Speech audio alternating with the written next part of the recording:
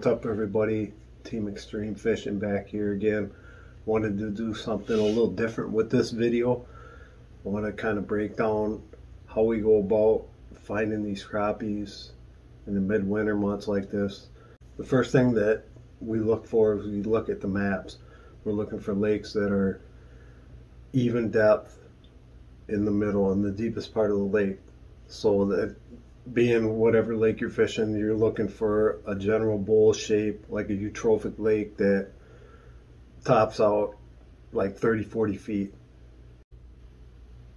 Now, one of the tools that's out there that's free to use is called Lake Links.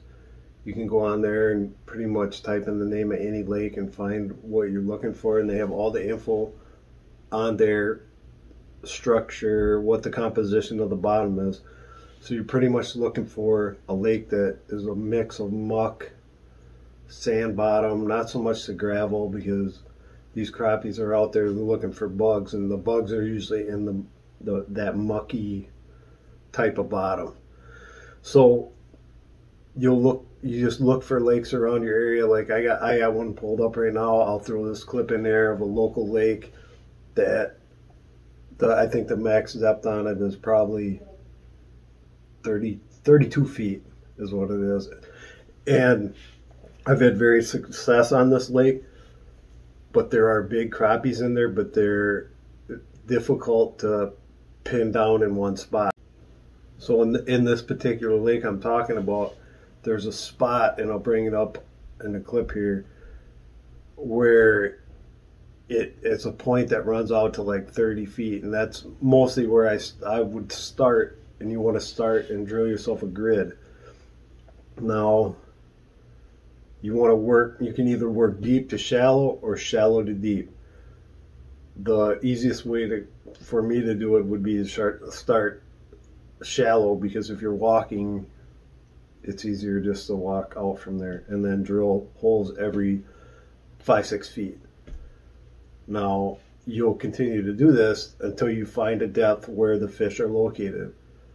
Once you find that depth, you can grid that area, and I'll throw up a clip here of how I would grid this out once you find the fish.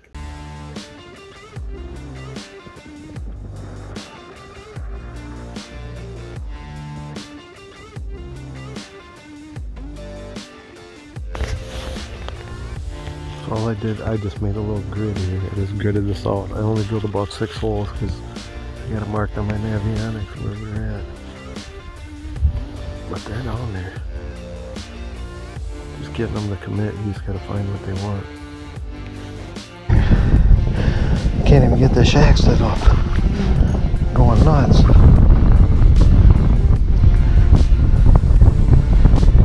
Yep, good.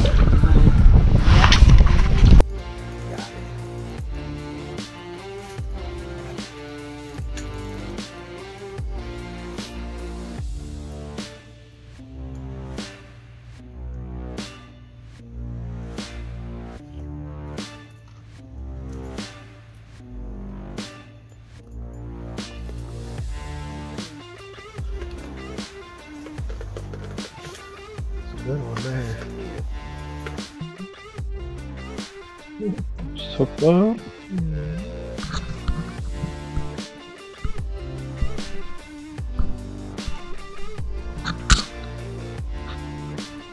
Yep. Yeah. Got another one. Little baby. This is good. Oh, little.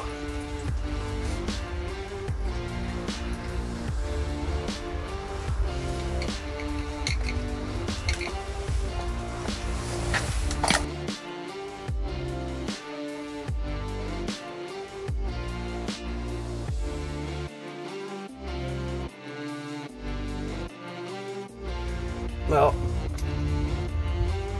he don't want to go back down there. And there's more of them down there. So what do? Drill another hole? That's crazy. Now my particular map that I'm using is Navionics. You pay to subscribe to this. I think it's like $14 a year, but it can be on your boat, phone, computer. You can log in any device that has internet, obviously. And it's a much more detailed map than what you would get on Lake Links. Not to say Lake Links isn't a good scouting tool. It's just you pay for what you get. In this case, $14 for the amount of fishing that we do. It pays for itself, just the detail of the map. People have like little waypoints dropped on there with comments. I don't really know how accurate those are as far as like crib locations, things like that. But it's kind of nice to see the different, what people would say are their favorite spots and whatnot. And sometimes they're accurate, sometimes they're not. I just basically use it as a depth locator and just go from there. I'll put up another clip of another lake that we've been fishing, which is a smaller lake. And generally, if you're walking, you would want to fish the smaller lakes, obviously, because it's just that much easier. This lake in particular, we've had pretty good success on. The size isn't as big as these other lakes that we fished, but the quantity is there. It's a smaller lake, so if you're just starting out looking for these crappies on lakes, you want to start with a smaller body of water in this particular setup where it just bowls down to the middle in like a 20-30 foot depth, and it's easier to pinpoint these fish. There may not be as many fish. It all depends. But you'll know within a matter of time of drilling, gritting it out. On this particular lake, it took us not as long to figure out because it gets a lot of fishing pressure.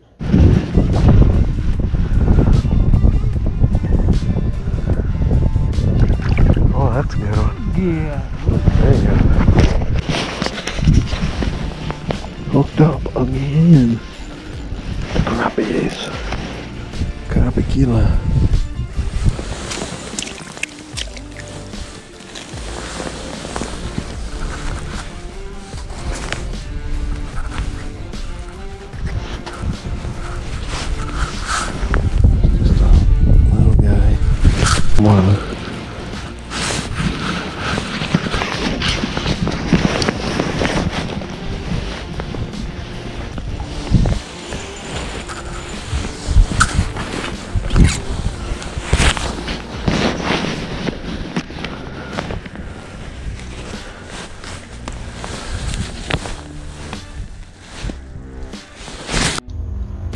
I have it on the times too, so it's really like when it says 9, it's 18. There's a whole bunch.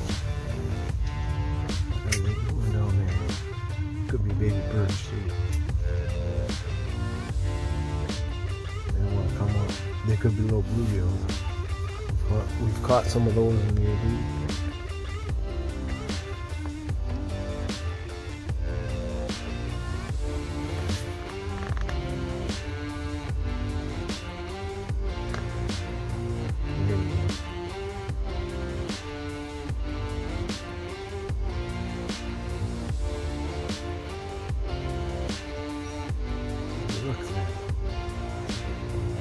Follow it 4 foot off the bottom, we won't hit it. What the heck, Susie? Finally. I dropped it down closer to the school.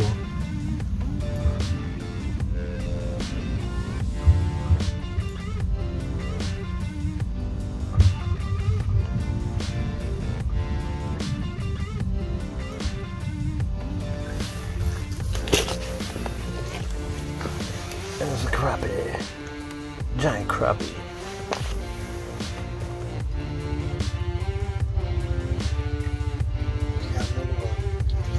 This is baby. Little baby. Oh my gosh.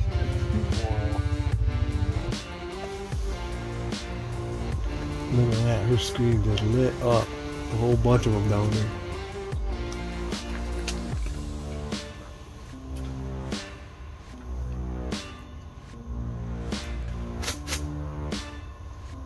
What are you doing over there? You got a bunch of fish or what?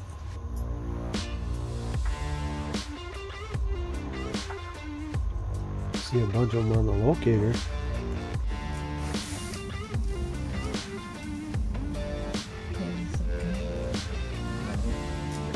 You got one on, I'm about to get one too.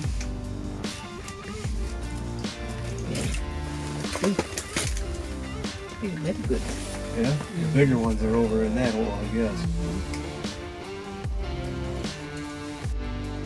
So if you're just coming to this lake for the first time, you would want to start at a particular depth, 20, 25 feet. In that area, work your line, drill your line of holes in 6 foot apart from shallow to deep.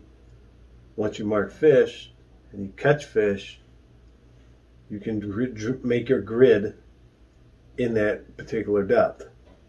Let's just say it's 24 feet. You would start drilling your holes at that contour line based on the map. If you have the Navionics on your phone, you can look at this in real time as you're drilling your holes, which is a huge plus in my opinion.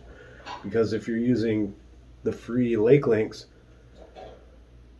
the map isn't as detailed as the Navionics, and the only other advantage to that would be better than Navionics would be like a Lake Master that you had mapped out and live charted with your boat to where it's within 1 foot increments. Not everybody has that ability. I don't particularly fish with a boat in this body of water, so I don't chart it. So I use Navionics. It just works the best. I can look right on my phone and know that I'm drilling at 24 feet. If that's the depth the fish are at. So you'll make your grid 5-6 feet apart, go however long with the line of holes that you want. It is a lot of work. It is not easy. That's just the way it is.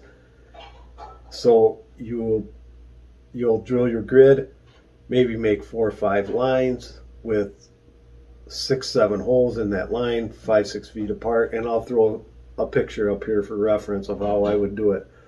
And then this is where if you have more than one person, it's beneficial to have that person check the holes as you're drilling them and fish the holes that have fish. Don't even fish the holes if there's no fish in it, because this is enough of a time consumer as it is. You only want to fish the holes that you mark the fish. Once you catch fish, or you think you're on the fish size that you are looking for, obviously you want to keep the bigger fish, but not the biggest fish in that school. Then you would kind of stay in that area until the fish leave, and the fish are constantly moving in and out is the other thing. So you may be on them in a particular area for an hour, 2 hours, who knows, maybe all day, maybe 10 minutes.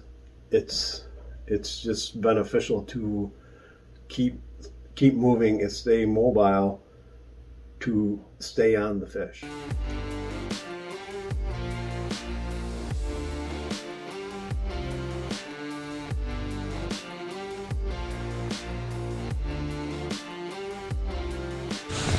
I got you, bitch.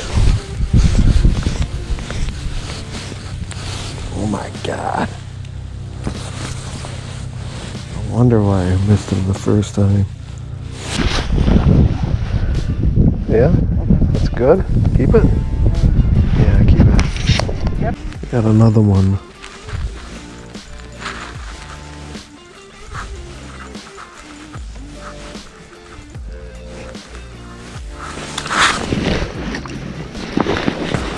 That's a better one now, eat. Okay, so now I want to talk about the gear that I use to make this a more efficient way of fishing. If you're on foot, you want to limit the amount of things that you bring with you. I don't even bring a chair when we're walking, when we're on foot. It's just extra stuff.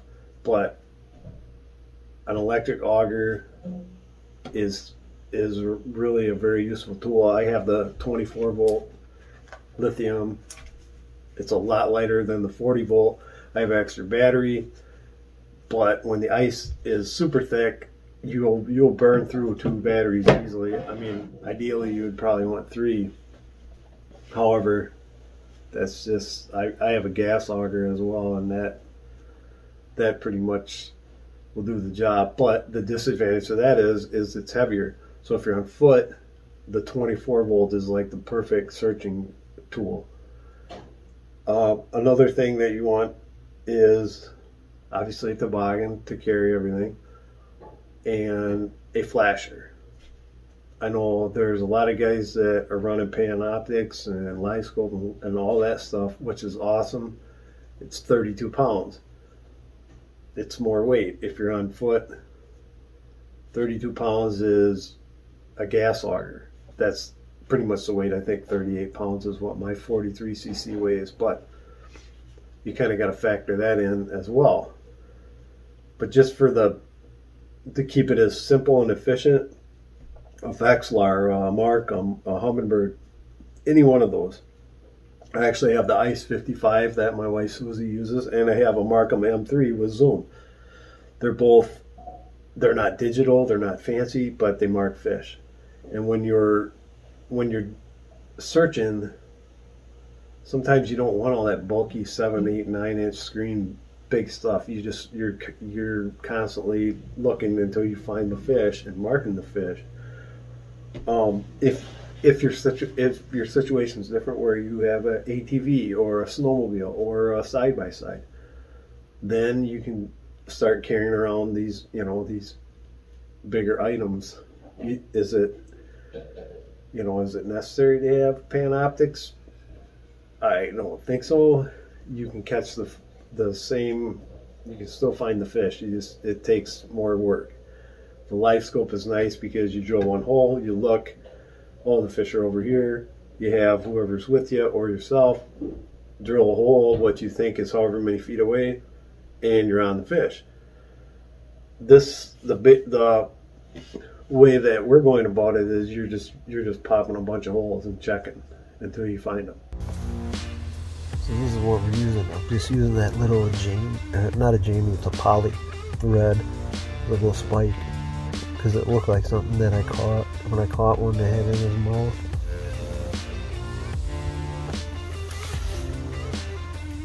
You? Yeah, I got one. I don't lose mine.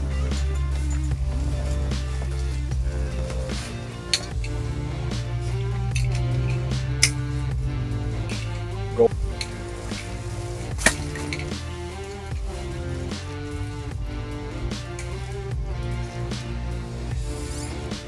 The giant.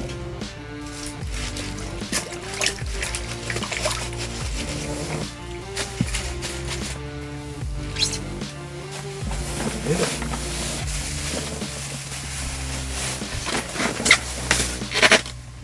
It's okay. Yeah. Okay. See another one. Right now.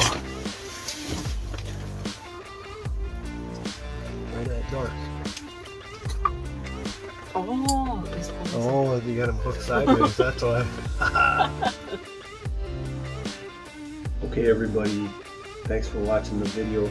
If you have any comments or suggestions on how I can improve what I'm doing here, making these videos with my wife, please drop them down below the video. I appreciate any suggestions, and I will take that into consideration when we're making our next video. Thank you all for watching.